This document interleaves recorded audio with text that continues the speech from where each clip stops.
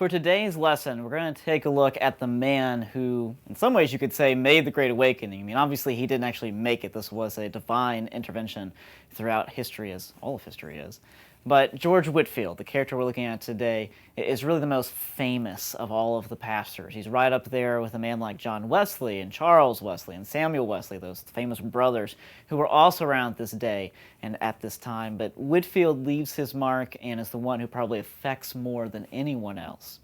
Whitefield's dates are 1714 to 1770.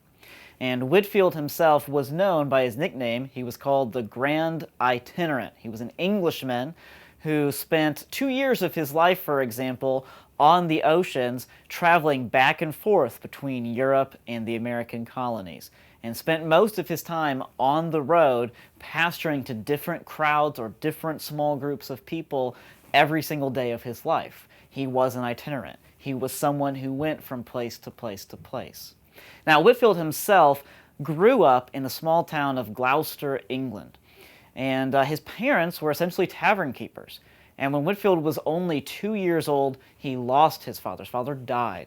And as a result, Whitefield grew up in the tavern, having to learn how to serve well, having to learn how to take care of drunks, how to learn how to take care of rough people who might have come into the tavern, and so forth.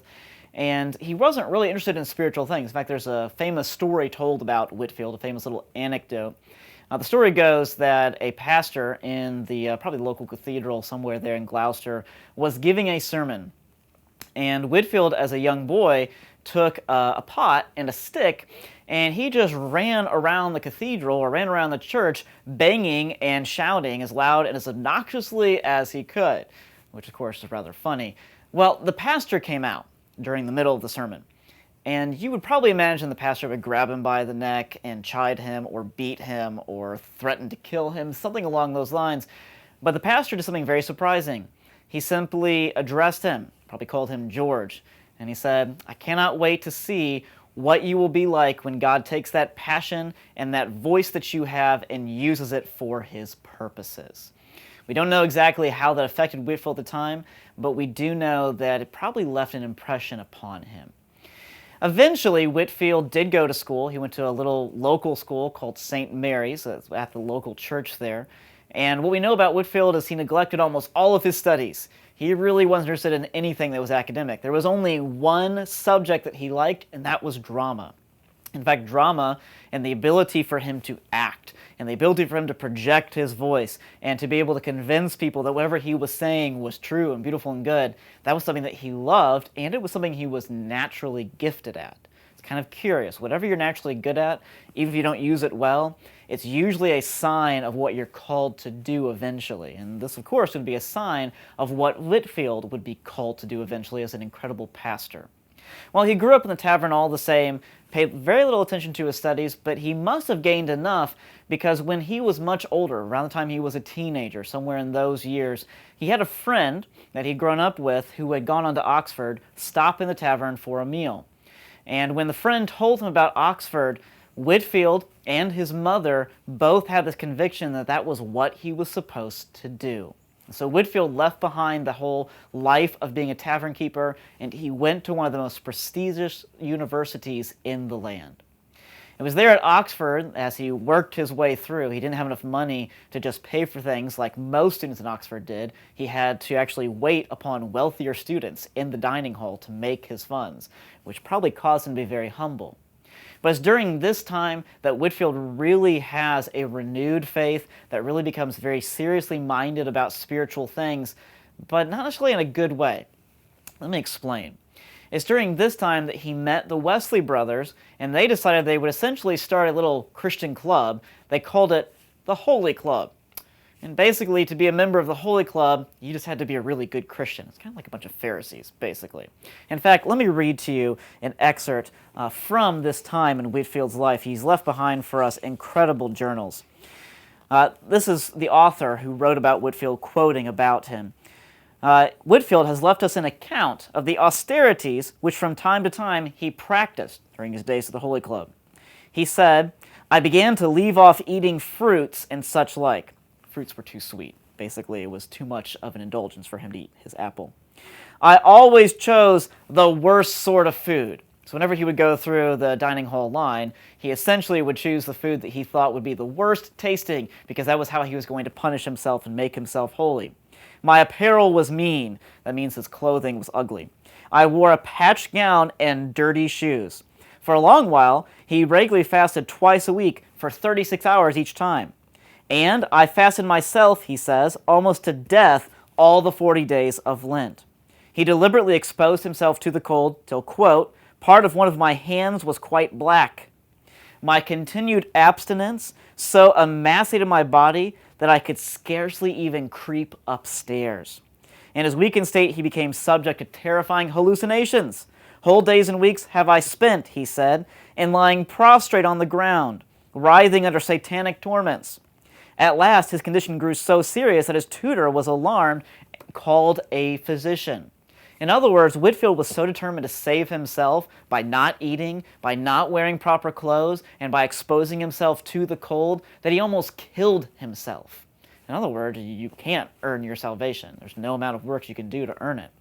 It's around this time that Whitefield has an incredible conversion, and he realizes that he can't earn it. And he realizes that he has to become, as he said in his journal, a new creature. And the way you become a new creature is not by doing all these incredible things, it's by loving Christ himself.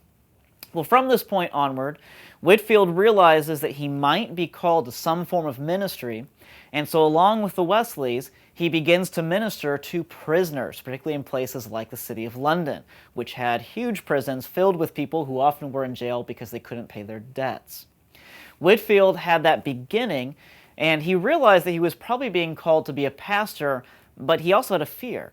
He had a fear that if he became a pastor, someone who's in public, who's up in front of people speaking to them, that if he did a good job, which he kind of knew he would because he had this incredible ability for drama, he feared he would become proud.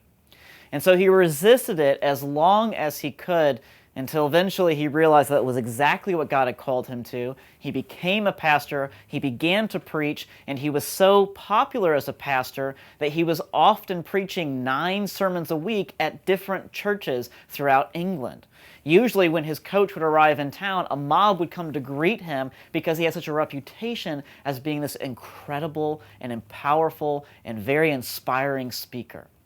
It's during this time that Whitefield says that he began to hear eternal matters spoken of in the streets. It wasn't just the latest conversation about weather, about money, about sports, about family, so to speak. It was conversation about things of, what is this whole purpose of this life? What are we actually heading towards after this life? What is beyond this world? Is there an actual hope for this world itself? As a result, Whitefield, with all of his popularity, wasn't really even respected by the clergy. The clergy saw him as somebody who was simply highly popular. And they also saw his message as being too simple. In fact, John Wesley, one of his friends, one of those other members of the Holy Club, who was also pastoring and preaching very powerfully during this time, spoke with the clergyman. And the clergyman asked him, why is it that you're always talking about things like the new birth? Why do you always have to say you have to be born again? Can't you make your sermons more complex than that? And Wesley, who actually did make his sermons more complex than that, simply replied to the pastor, well, the reason why I talk about new birth so much is because you have to be born again. And so it's an essential doctrine of the gospel.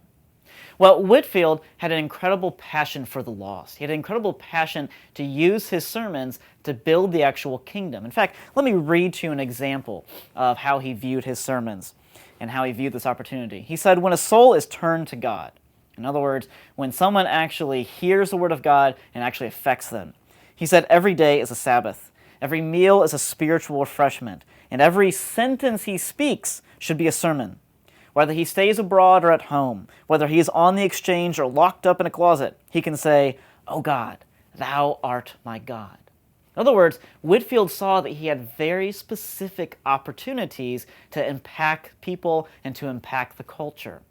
So it's during this time that he begins to leave the churches and he begins to do open-air preaching, which hadn't been practiced for decades or even centuries at this time in England, or even in many ways in America.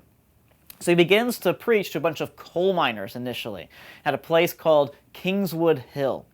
And there at Kingswood Hill, he preaches this sermon and he recognizes how valuable it is. And he says that it's incredible to have a pulpit be the mount of his horse and to have the heavens be his sounding board.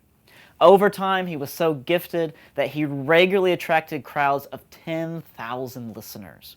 He even had a portable pulpit that he would construct when he went to different neighborhoods so he could be above the crowd to actually preach to all of them. But it's not as if he was always greeted with a welcome or with a warm kindness. In fact, Whitefield said that he often had things like rotten tomatoes or rocks, or even, as he notes in his journal, one time, pieces of a dead cat thrown at him. It was not uncommon for the crowd to storm his pulpit with him still in it and try to take him out. And usually he would come up all scruffy and bruised and cut, and he would just keep going from wherever he had left off. As a result, he had an incredible influence. He was able to reach out to an incredible number of people. For example, he writes these excerpts from his journal. I preached this Sunday morning in Moorfields to about 20,000 people. And then at 6 o'clock, I preached at Kennington. Such a sight I never saw before. I believe there were no less than 50,000 people, near 80 coaches, besides great numbers of horses. There was an awful silence among the people, but God gave me a great enlargement of heart. I continued my discourse for an hour and a half. These are people who often couldn't even read, but they would come and listen to him for an hour and a half. That shows that he had incredible power. Over his lifetime, we estimate that he probably gave 18,000 sermons to crowds that were as small as 12, to crowds that may have been as large as 80,000 people. He said this was the one thing that he could do well. In fact, he could. He could project his voice, we have from records, over a mile. In fact, Benjamin Franklin, who became fascinated with Whitefield, tried desperately with his various science experiments to figure out how Whitefield was able to project his voice so far. But it was a gift that he had. Not only could he project his voice far, but he knew how to speak words in such a powerful way that people listened. For example, the famous actor David Garrick said that he would pay a huge fortune if he could only say the word "oh" like Whitefield could. David Garrick also famously said that if Whitefield simply said the word Mesopotamia, that it would bring people to their knees crying. And he really wasn't exaggerating that much. It was true about Whitefield. As a result, he had an incredible reputation. When he would come to towns, people would come to hear him. In fact, he came to the town of one pastor, and the pastor said, "I am not happy to see you." After all, he thought that Whitefield was dangerous, and Whitefield was too simple. And Whitefield just remarked, well, the devil's also not happy to see me either today. But Whitefield was incredible. He would often preach the same sermon 40 different times, usually to 40 different groups of people, but it made him very sharp. As a result, there are famous stories told. Men like Benjamin Franklin, for example. Franklin came with one of his friends to a Whitefield sermon one day. And he told the friend, he said, listen, you better not bring any money, because Whitefield, who had an orphanage that he'd found in the New World, would ask for donations to go to this orphanage down in Georgia. And the friend said, oh, whatever, but he said, I'll listen to your advice. I'll leave my money at home. And Benjamin Franklin, who also was not exactly a friend of Christianity, but always had a fascination with it, had brought his money, and he says that he listened to Whitefield and he gave up his copper coins first, and then he reached deeper for his silver coins, and then finally reached deepest of all to pull out his gold coins. And then he watched as his friend, who had brought no money, began to ask his friends who were at the sermon that Whitefield was giving for money to borrow so he could give it to the orphanage. That was the incredible kind of vision that Whitefield was able to give. As a result, people like King George III, the most powerful man in Britain at this time, was able to say that Whitefield did more for Christianity in England than any other person at the time. Philosophers like David Hume, who again was no friend of Christianity, would walk up to 20 miles just to hear Whitefield speak. Or men like Lord Chesterfield, who infamously counseled his son on how to essentially trick women and how to woo them in a very despicable way. Chesterfield actually attended Whitefield's sermons as well. In fact, there's another famous story told, which I'll close this lesson with. And that is this. Whitefield was giving his sermon one day. Chesterfield, we're told, was up in one of the seats listening to this great sermon. And Whitefield began to talk about a man, this rich old man who was walking along a path, and he couldn't properly see the path. And he had nothing but a little dog to guide him. And Lord Chesterfield also had a little dog that he was kind of known for always carrying with him. And he said the blind man was walking along the path, but he didn't know he was blind, and he couldn't even know that he was about to fall to his very death. And Lord Chesterfield, when he heard the man was about to fall to his death, he famously stood up and gasped and said, "No!" And then he realized that Whitefield was talking about him. Now, it didn't lead to Chesterfield's conversion. Chesterfield remained a hardened man. But it shows you the incredible gift that Whitefield had, and it gives you an idea that men who were less hardened, women and children who were less hardened, actually listened to him distinctively. That's why he left his mark upon these colonies. But we'll talk about more of that in the next lesson.